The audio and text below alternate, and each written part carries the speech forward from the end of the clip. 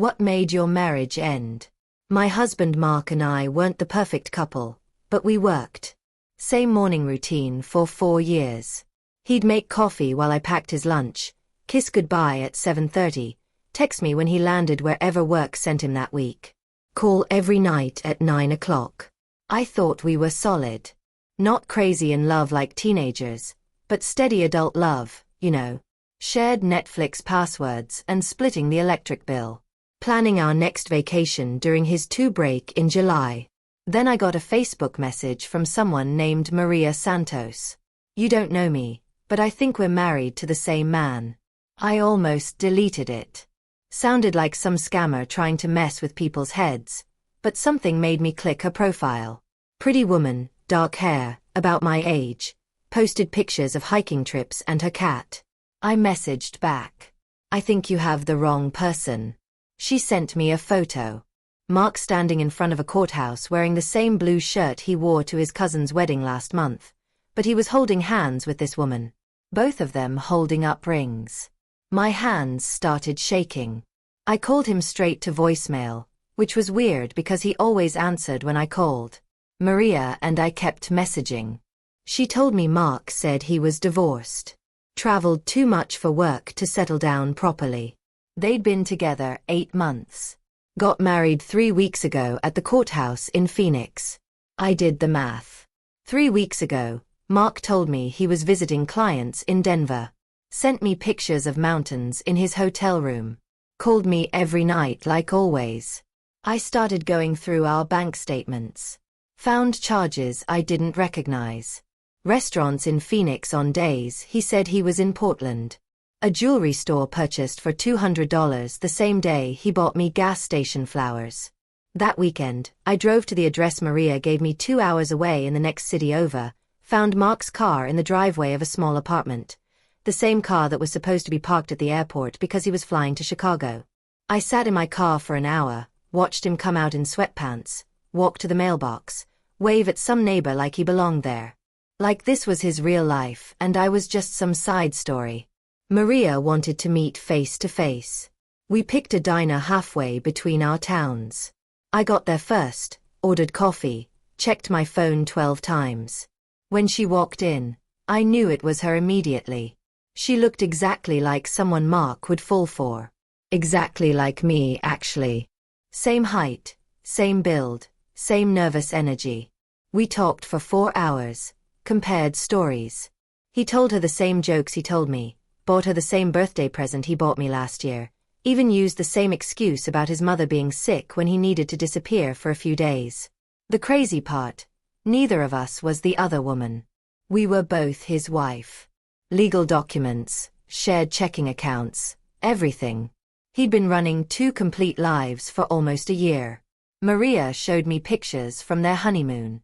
The same weekend, he told me he was at a work conference.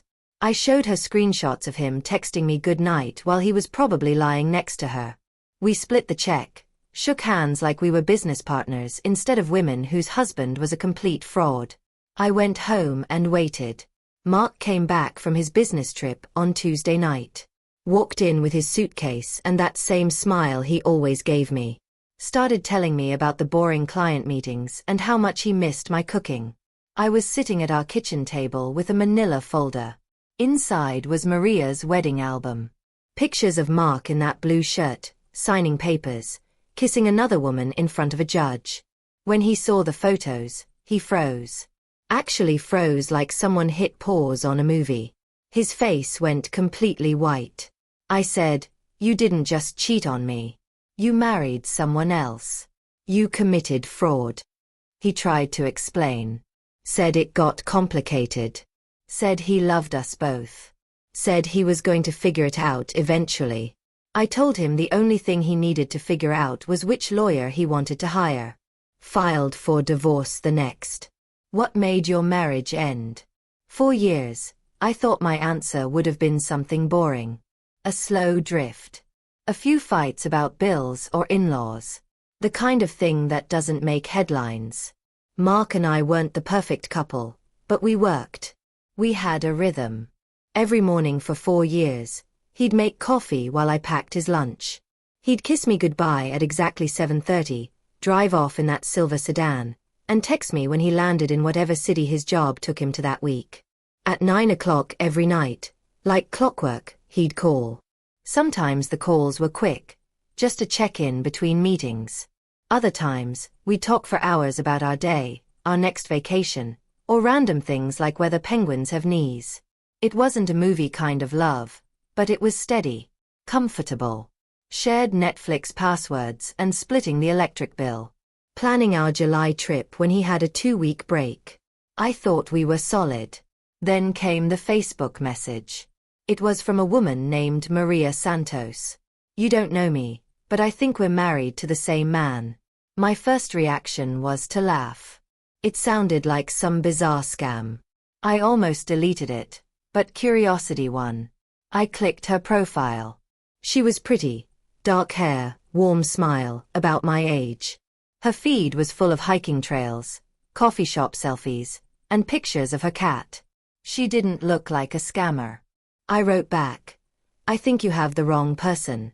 She replied within minutes. No hesitation. Just a photo. Mark. My Mark. Standing in front of a courthouse in the same blue shirt he wore to his cousin's wedding last month. But this time, he was holding hands with Maria. Both of them were smiling at the camera, holding up their left hands to show matching wedding bands. My stomach flipped. My hands shook so badly I had to put my phone down on the table. I called him. Straight to voicemail. That was strange. He always answered when I called. Maria messaged again. She told me Mark said he was divorced. That he traveled too much for work to settle down properly, but with her, he was ready. They'd been together 8 months. Married 3 weeks ago in Phoenix. 3 weeks ago, Mark told me he was in Denver visiting clients. He'd even sent me a picture of snow-capped mountains from his hotel room. He'd called me every night from that Denver trip. I opened our bank account and started scrolling. There were charges I didn't recognize. Restaurants in Phoenix on days he claimed to be in Portland. A $200 jewelry store purchase the same day he brought me wilted gas station flowers. Maria gave me her address. It was 2 hours away in the next city over. I drove there on a Saturday afternoon and saw it immediately. Mark's silver sedan, parked neatly in front of a small apartment building. The same car he'd told me was sitting in the airport parking lot while he was supposedly flying to Chicago. I sat in my car for an hour. Just watched. Then the door opened, and out came Mark in sweatpants, walking to the mailbox like he belonged there. Like this was his real life. He even waved to a neighbor. Maria and I agreed to meet face to face the next day. We picked a diner halfway between our towns. I got there first, ordered a coffee, and checked my phone 12 times. When she walked in, I knew instantly it was her. Not just because of the photos, but because she looked familiar. Same height as me. Same build. Same nervous energy. We talked for 4 hours. Compared stories. Discovered he'd told her the same corny jokes he told me. Bought her the same birthday gift he'd bought me the year before. Used the same "my mom's sick" excuse when he needed to disappear for a few days. And here's the kicker. Neither of us was the other woman. We were both legally married to him. He had 2 wives, 2 sets of legal documents, 2 homes, 2 bank accounts. He'd been running 2 complete lives for nearly a year. Maria showed me honeymoon photos, taken the same weekend he told me he was at a work conference. I showed her screenshots of him texting me good night while he was probably lying in bed next to her. When the check came, we split it. It felt absurd, like we were business partners wrapping up a meeting. But in a way we were. Partners in unraveling a man's double life. On Tuesday night, Mark came home from his trip. Walked in with his suitcase, smiling like he always did, and started talking about boring client meetings and how much he missed my cooking. I was sitting at the kitchen table with a manila folder. Inside was Maria's wedding album. When he saw the first photo, him and Maria holding hands in front of a judge, he froze. Completely still. His face drained of color. "You didn't just cheat on me," I said, my voice steady but sharp. You married someone else. That's fraud, Mark. He opened his mouth, but no words came out. Then he tried to talk his way out. Said it got complicated. Said he loved us both. Said he was going to figure it out eventually. I told him the only thing he needed to figure out was which lawyer he wanted to hire. The next morning, I filed for divorce. Maria did too. By the end of the month, Mark's double life collapsed. His employer found out, apparently, business trips aren't so convincing when two wives call HR asking for his schedule. He lost his job, his apartment, and both of us. People always ask if I regret not seeing the signs sooner. I don't. Because the man I loved never really existed. He was a character Mark played for two women at the same time. The real Mark. He's just a man who built two houses of cards and watched them both fall in a single day. And me. I'm finally free to build something real, this time with someone who only needs one wife. Story 2. My parents texted, "We know you paid the $46,000 for the venue. But Lily's fiancé doesn't want you at the wedding." I still showed up. My sister threw her champagne and yelled, "Who invited Mr. Budget?" Mom pulled me aside. "Say sorry. Don't ruin her day." I just smiled and withdrew my support. The next morning, I got a letter from the groom. He thanked me for I got the text the night before the wedding. "We know you paid for the venue, but the groom doesn't want you there." $46,000. That's what I wired to the event planner just last month. The full cost of the venue, including booking fees, security, lighting, and even the welcome fireworks. I paid every dime, and they didn't want me there. I read the message 3 times, sitting in my apartment in silence. My old Toyota Corolla parked out front like it knew how many trips we'd made to wedding prep sessions. My hands were shaking. My inbox was still full of vendor invoices. My fridge still had the sample cake from last Tuesday's tasting, and she didn't want me there, so I put on my best suit and I showed up. The moment I stepped onto the venue's marble entranceway, I could feel it, the chill. No one said hi. No one made eye contact. The air was thick with silence and fake smiles. I spotted her by the stage, my sister Lily, stunning in her white dress. But when our eyes met, her jaw tightened like my presence was a stain on her curated fantasy. She once called me Mr. Budget, a mocking nickname she used whenever I had to say no to one of her outlandish ideas. No to a $12,000 couture gown she wanted shipped from Milan. No to importing French florists for a 1-hour floral arch. No to $8,000 designer wedding bands when the groom still didn't have a full-time job. But I still paid. I still showed up to every appointment. Still took days off work, sacrificing a promotion just to help pick out table linens because I thought it mattered. Because I thought I mattered. She once told her fiancé, "My family's wealthy. You don't need to contribute. This is my event." And he just nodded like a passive participant in a production I was bankrolling. Then came the moment. I was standing near the Orev's table trying to blend in when I heard the voice. Sharp, loud, venomous. "Who invited Mr. Budget?" A champagne glass exploded against the floor beside me. Lily was glaring at me in full bridal rage. Guests turned. Murmurs rose. I hadn't even said a word. Before I could move, my mother grabbed my arm and pulled me aside. Her tone urgent but hushed. "Please apologize. Don't ruin her day. Apologize for showing up to the wedding I paid for." I didn't raise my voice. I didn't make a scene. I smiled and I pulled out my phone. Open banking app. Scroll to pending transfers. Tap cancel transfer. Catering gone. Transportation cancelled. Cake not coming. Everything unraveled in minutes. People started whispering. The band left first. Then the food truck driver made a scene at the gates. My sister's dream collapsed faster than a house of cards in a wind tunnel. Panic. Chaos. Shouts. And I stood quietly in the middle of it all because sometimes silence is louder than fireworks. You'd think $46,000 would buy at least a thank you or maybe just a seed at the wedding I funded. But that's the thing about entitlement. It never says thank you. It just asks what else you've got. Let me rewind. It started over a year ago. My sister Lily had just gotten engaged and the news spread through the family group chat like wildfire.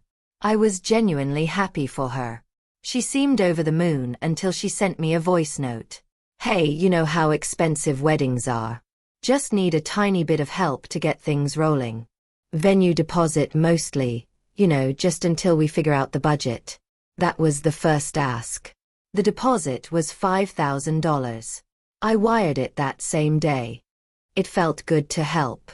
She's my sister after all. Then came the second request. Disaster. The dress I love is $12,000. I know that's insane. I'll find another unless you think you could help. I said no to that one. That's when the sarcasm began. You've always been the frugal one, Mr. Budget. Classic, she said it with a laugh in the chat, but the edge in her tone wasn't funny. Not to me, but I still paid for the photographer, $3,200. Then the DJ, another $2,000. Then music licensing, venue, lighting, an outdoor breakfast tent for the post-wedding family brunch. Each time it was just one more thing. You're the only one who can help. We don't want to involve his side of the family. There. Simple. That part made my stomach churn. It wasn't just about the money. It was about control. Lily didn't want a wedding. She wanted a social exhibit, a showcase for her status. The guest list looked like an Instagram highlight reel. Influencers, sponsors, bloggers, and I was the financier who wasn't allowed in the photos. It would be funny if it weren't so insulting. I should probably tell you who I am. I'm 33, an art director at a small creative agency. I design brand campaigns, pitch decks, and packaging for mid-range cosmetics and retail startups. It's not Silicon Valley money, but it's good work, honest work. I live in a rental one-bedroom walk-up, leaky faucet, ancient fridge. I drive a 2009 Toyota Corolla with a duct-taped side mirror, but my bills are paid. My credit's good.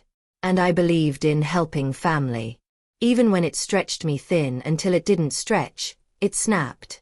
You want to know what snapped it? Her text about the rings. Just found the perfect designer wedding bands. They're $8,000.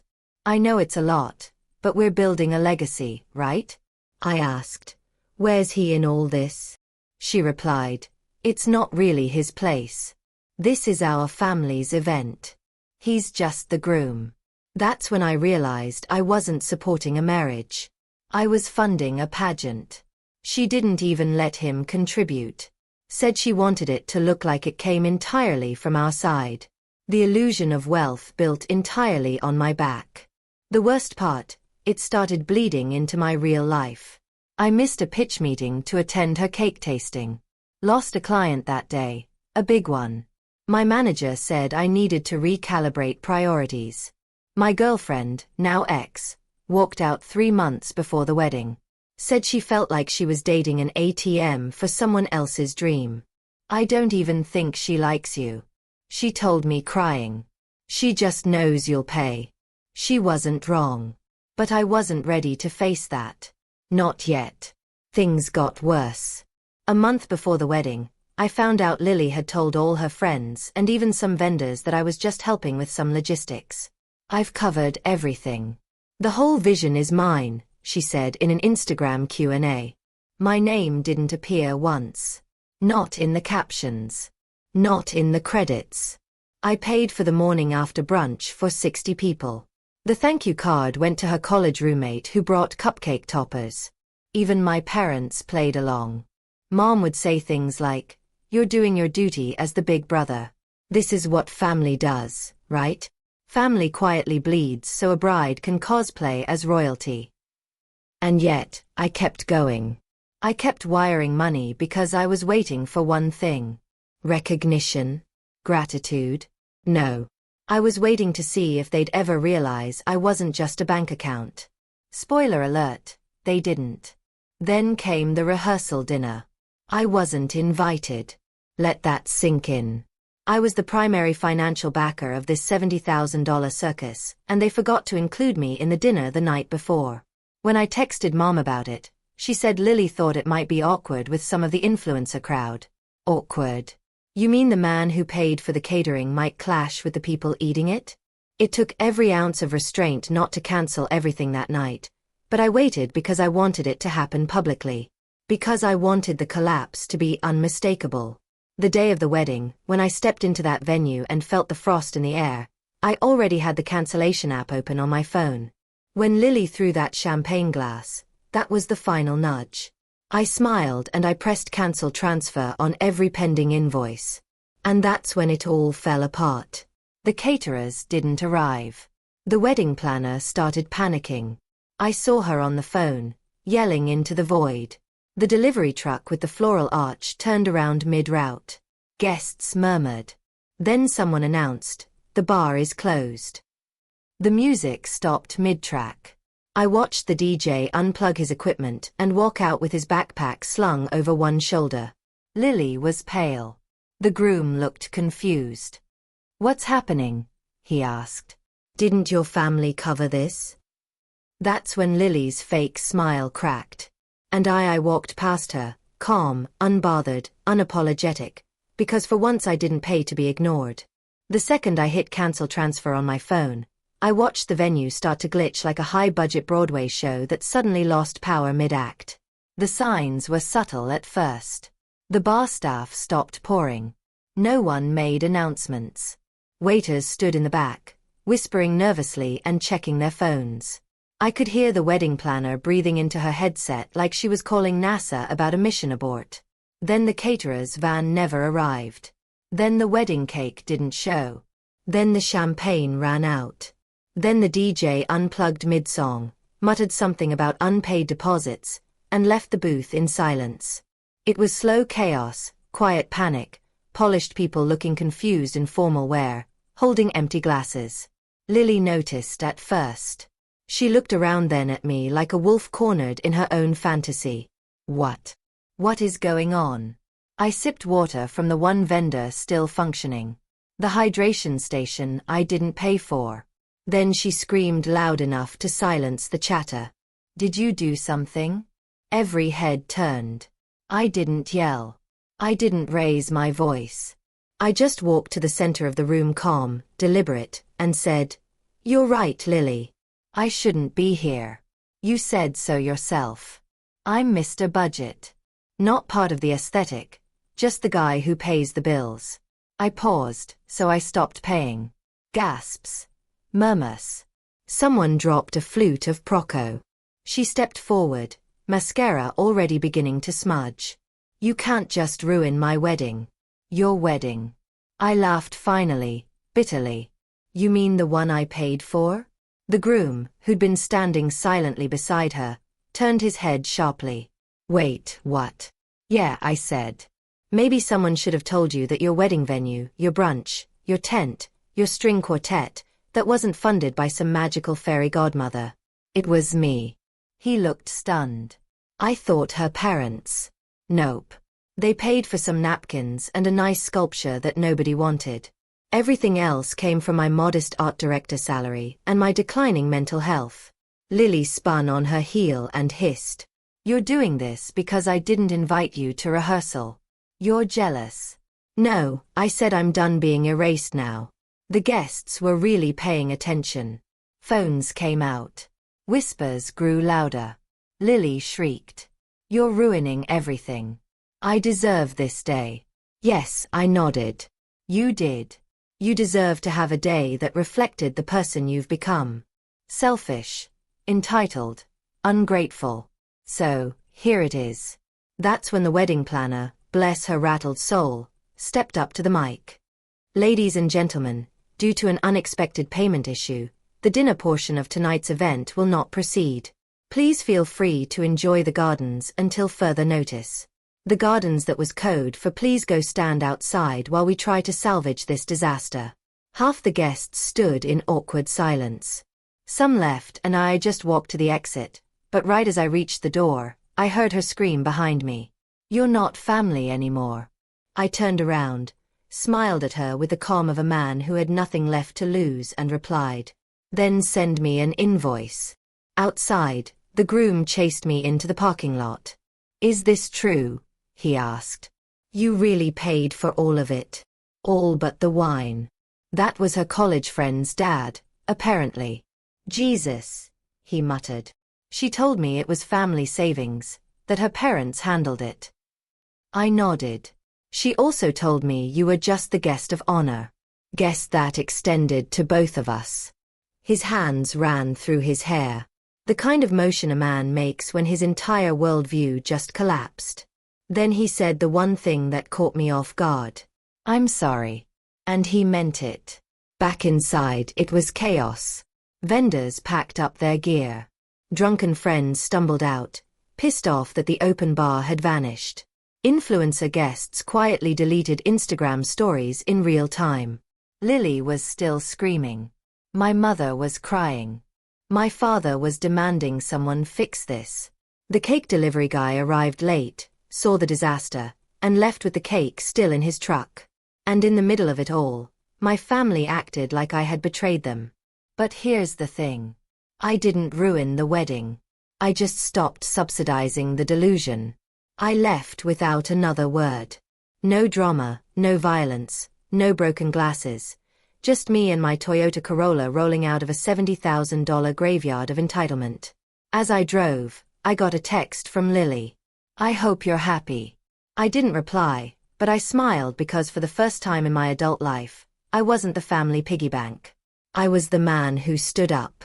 The next morning, my phone lit up at 7:12 a.m. Not from my mother, not from Lily. It was a name I didn't recognize at first. Ethan Groomsman. That's how I'd saved his number. The groom. I blinked at the screen, still in bed, still in disbelief over what had happened the night before. "Can we talk?" The message read, "I owe you an explanation. Or maybe you owe me one." Either way, I wrote it down. Attached was a PDF. Subject: "I'm sorry you paid for the lie." I opened it and I wasn't ready for what came next. I didn't know. Not really. I thought she was paying for it from savings, gifts, some family contributions. I offered to help many times. Lily said, "My brother's handling logistics. Don't stress." She never said you paid for the venue or the photographer or the food. She said her side of the family had it covered. She said I should focus on showing up and looking good. Last night after you left, I confronted her. I asked why she lied, why she made a castle out of borrowed bricks. You know what she said? "Because this was supposed to be my day. He owes me that much." I asked what you owed her. She said he's the one with no wife, no kids, no mortgage. What else is he for? That was the moment I knew. By now, I was sitting upright, reading every line like it was written in blood. She wasn't marrying me. She was marrying a fantasy. A narrative where you were the ATM, her friends were the audience, and I was the prop. I never wanted this kind of wedding. I just wanted to build something real.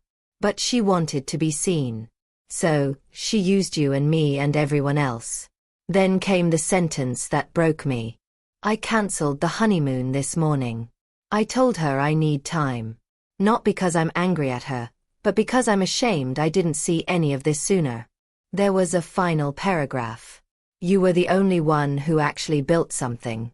Not for the Graham, not for clout, but because you thought it mattered. You didn't deserve what happened.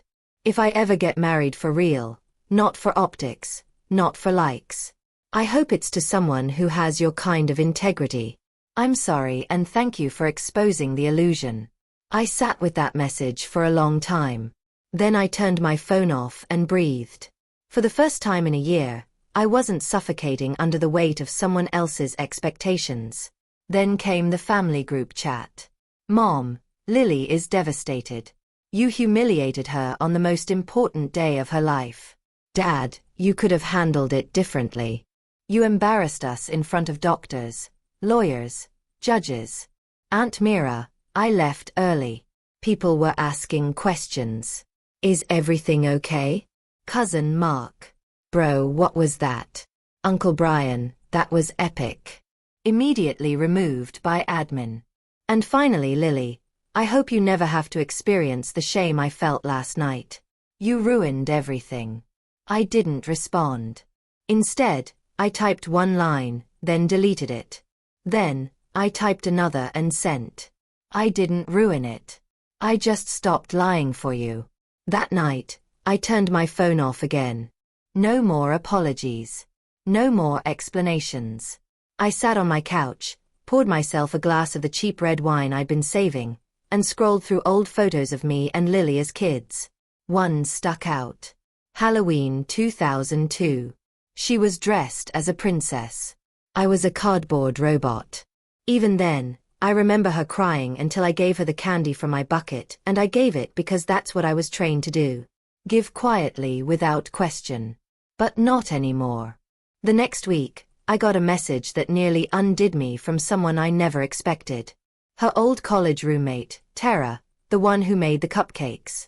Hey, I just wanted to say I saw everything that happened. And I want you to know people noticed. They saw what you did and they talked about it afterward. Not in disgust, but in awe. You stood up for yourself, for your worth, for the truth. Most people would have kept quiet. You didn't. You didn't scream. You didn't punch. You didn't humiliate. You simply took your power back with one click. That was art. By Friday, I heard the venue was taking legal action for unpaid deposits. The planner posted a vague tweet about influencer brides being blacklisted. The photographer shared a single black and white image of a half-set table with the caption, "The silence said more than the speeches ever could." And Lily, she posted nothing. For the first time in a year, her feed was quiet.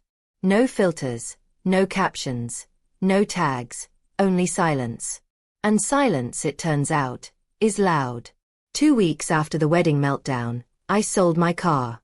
My old faithful Corolla, duct-taped mirror, sticky gear shift and all. The mechanic who bought it asked if I was finally upgrading. I told him I was finally unloading.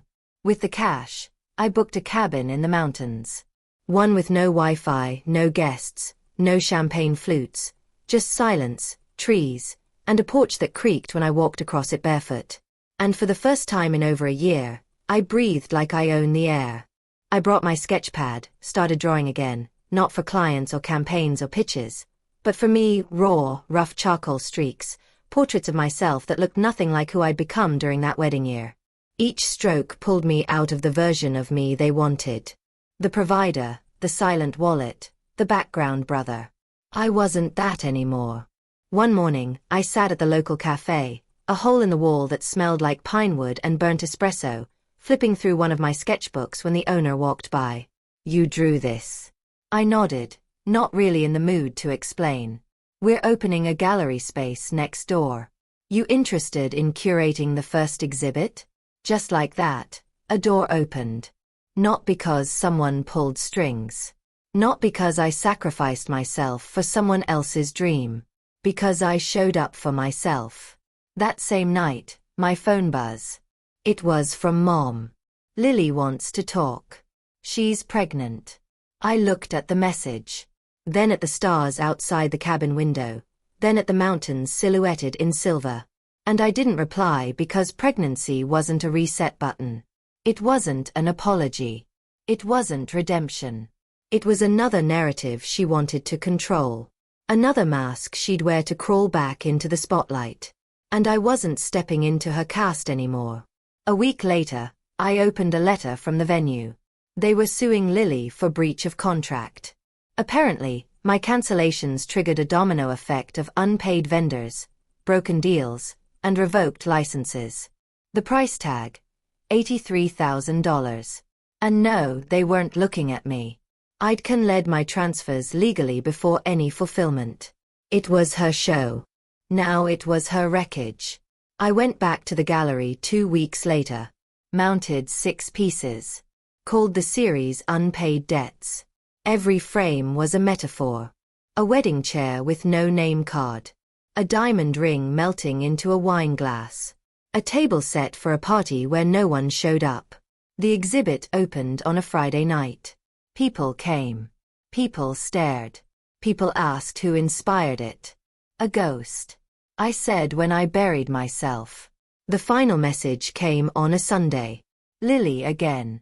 No caps, no emojis, just raw words. I can't sleep. Every time I close my eyes, I hear the silence at my wedding. People talk about you like you're some martyr. They don't know the pressure I was under. They don't know how hard it is to be seen. But you made them see you instead. You won. I hope you're proud. I stared at it for a moment. Then I typed, I'm not proud. I'm free. And I blocked her. I don't know what comes next. Maybe I move out here permanently. Maybe I open a studio.